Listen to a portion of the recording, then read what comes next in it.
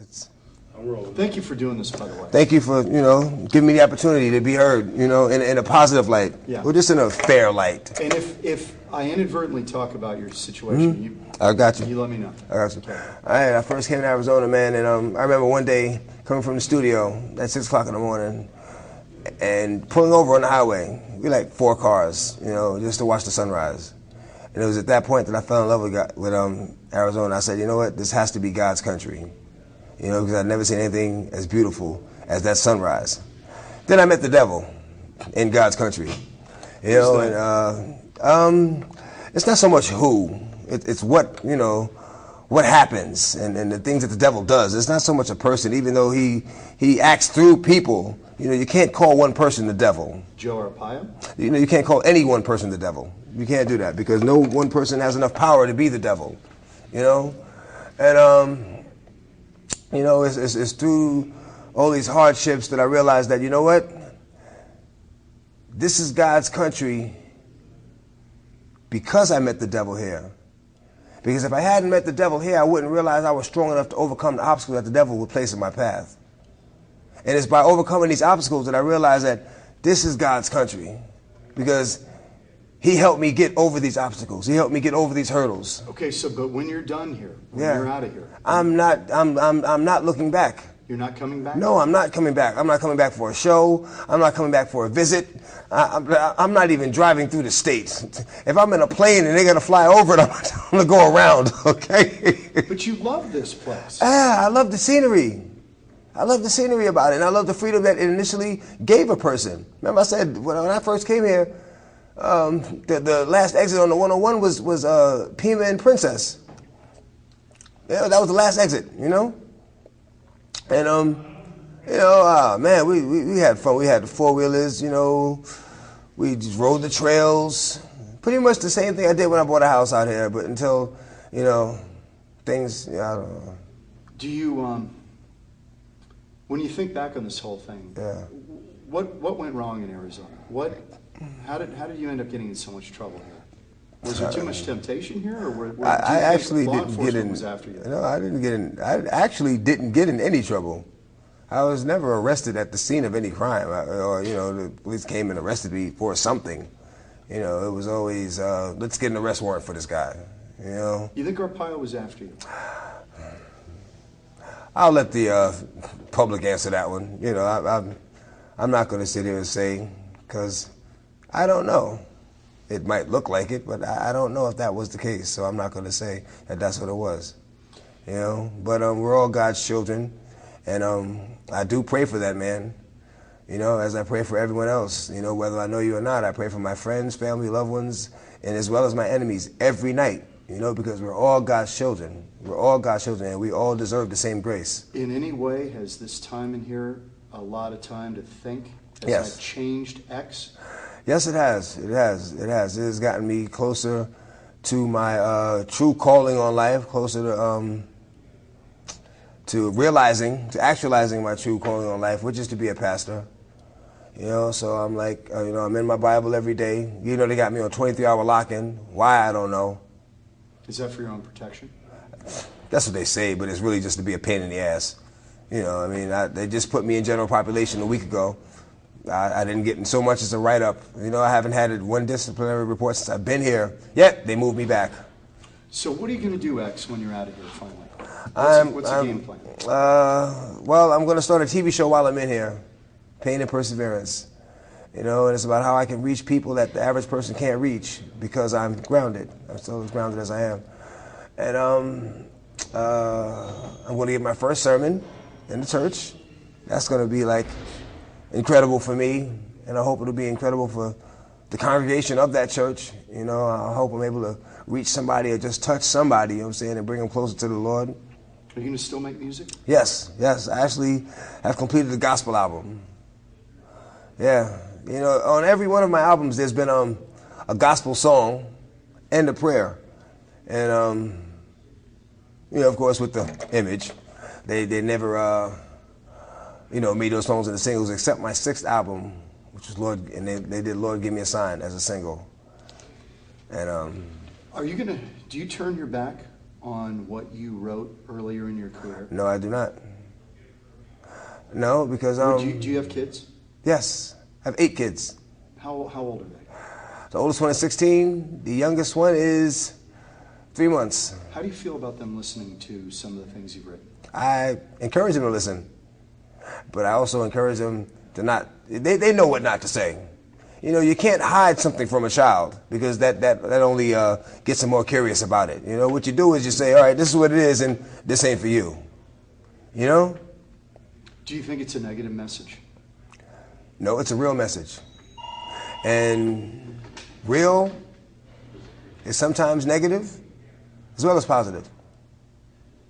But it's real. And it needs to be. It needs to be, yes. It needs to be real. You can't hide things because they're going to find out. And when they find it, like, oh, this must be good because my father hid it from me all this time. He must have wanted it for himself. No, I'm going to tell you what it is. And I tell you, you touch it, I'll break your arm. You know? Or if you get curious, come talk to me about it because I've already been through it. I haven't been through what I've been through for nothing, you know? I've been through what I've been through to stop you from going through it, to be able to tell you about it so that way you won't have to experiment to know what it's about, you know? So you're saying your music, in a sense, some of it's a warning. Yes. Yes. Tell me, I think people are curious how a guy, you've sold how many records? 28 million. And made millions and millions of dollars. Yeah. How do you end up in here? I think everyone who's watching knows how I ended up in here. I don't know if they do. I'm pretty sure they do.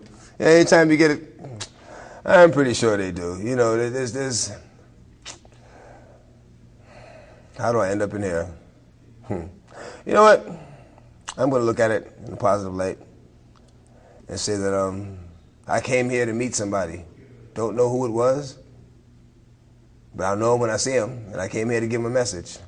And that message is Jesus loves him. You know what I'm saying? I came here to give him the word. That's why I'm here. Regardless of what it looks like, you know, regardless of what people think, that's why I'm here. I came here to meet somebody and tell them about the glory of God. Tell me if I'm wrong. In the rap world, if you do time in jail or prison or you've been shot, that's a badge of courage, right? That gives you street cred.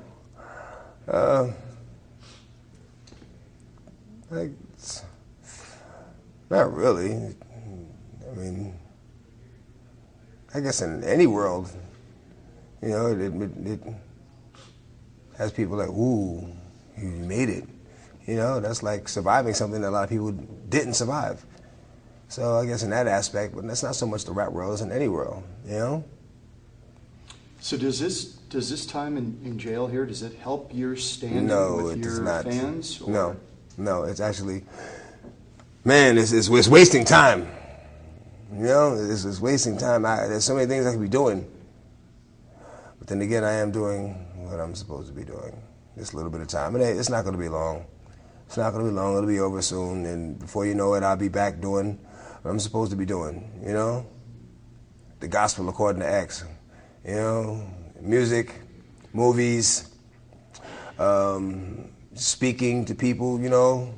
Have you talked to guys in here who don't have the opportunities that you've had and will have when you get out? There are guys in here who really don't have a lot going on. I mean, they've got a tough road ahead when they get out of here. They're not going to have movies, and they're not going to have TV shows. They're not going to sell records. Have I talked to them about what? Have you tried to help them? I give positive advice. I try to get them to look into themselves to see what they're good at, because we all have a talent. So I try to get them to look into themselves, and I try to explain to them, you don't have to do that, because there's no such thing as an old drug dealer. You know, there's no old players. You know, there's no old gangsters. You know, so I give them something to think about. You know, and there's so many other things that you could do, but you know, people do what they want to do, and I'm not their father, so I just tell them, you know, the best thing I can tell them at that particular time and hope they get into it, you know, but I always tell them that Jesus loves them. Miami, folks in Miami wanted me to ask you a question about why you keep going back to Miami. Yeah. Well, I have a fiance in Miami, and I have have a baby, 3 months.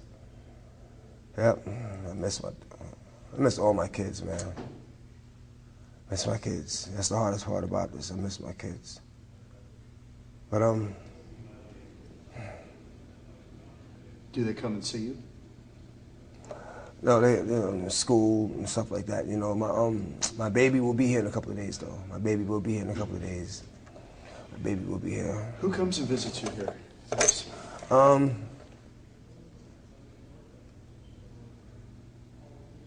My lawyer, managers. Marcia.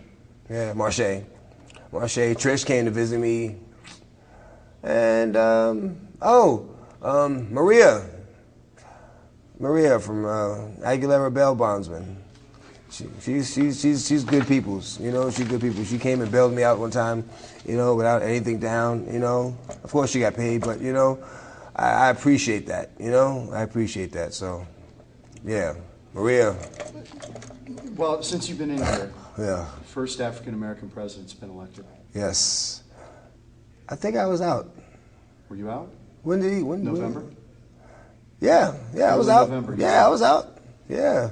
You were in Miami. Yeah, I was in Miami. We partied too. We partied, man. It was, I mean, to drive through the streets in Miami, man. And normally gunshots mean war.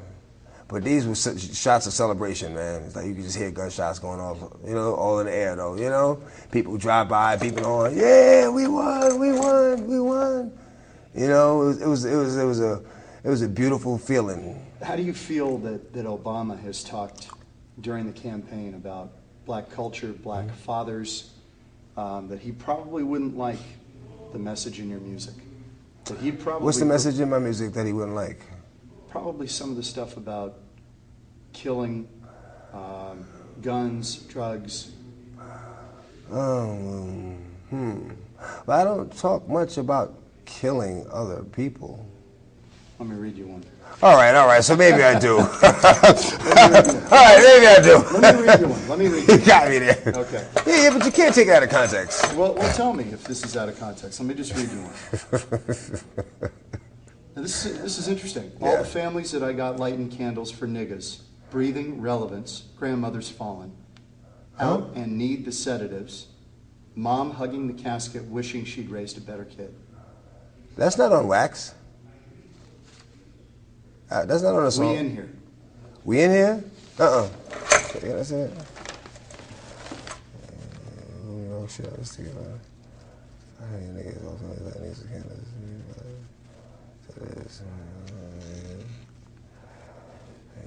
You know what niggas do when New York and shit. Thinking of all the business and how the hell the niggas. I like candles and niggas.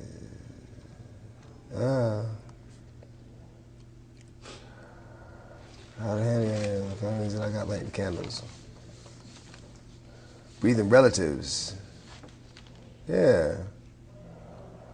I didn't say I killed them. No. I just said I got them lighting candles. Exactly. And that's the positive aspect of it. It's like I'm turning something bad into something good. Let's hold a vigil for the fallen brother. Yeah. Let me ask you about this one. Okay. I just want to ask you because I want to know where you're coming from. All right, you know what it is? I can tell you where I'm coming from without you even going to it. What it is that it's slick talk. It's slick talk. It's not something that is to be taken literally. Evidently, if I was doing that, I wouldn't be rapping. You know, I'd walk around with a bulletproof vest. I'd always have guns. I'd have gun charges. So it's not something to be taken literally. Just like, you know, when you get people that talk about songs and they talk about, oh, your love makes me feel like I want to jump off a cliff. They don't mean it literally. So you can't, you know, it's wordplay, poetry. Shtick. Yeah, but it's poetry. Okay. It's poetry and it's wordplay. The fact that you're a pretty religious That's guy. not my message. Is at the end of it. You know, it's like you have to say certain things to gain the credibility, to gain the attention of your listeners. Then at the end of it is what matters. You know, what it boils down to, and it always boils down to a gospel song and a prayer. Every album, I end it with a gospel song and a prayer. What do you want people to know about you that they may not understand, particularly the white community that doesn't listen to your music? All they see is the police blotter, and they see you in trouble. Well, a lot of white community sees the movies as well. Yeah, that's true. Yeah. So, what do I want them to know about me?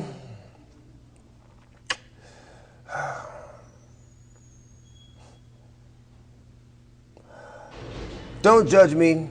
Well, you shouldn't judge anyone. But don't